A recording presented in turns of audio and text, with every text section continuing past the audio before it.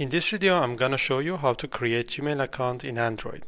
First, open the app, then go to the setting, add account, find the email provider you want to make an account. Here it is Gmail. Then enter the email. Of course, it is for you and not for your business.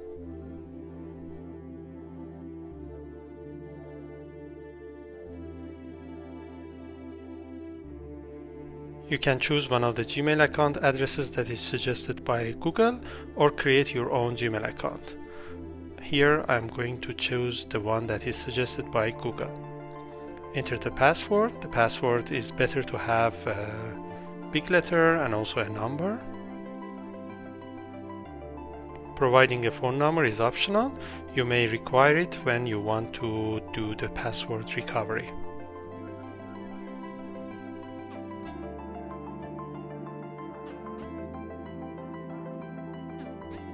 Your Gmail account is ready. You can click on that to see the inbox. Thank you very much for watching.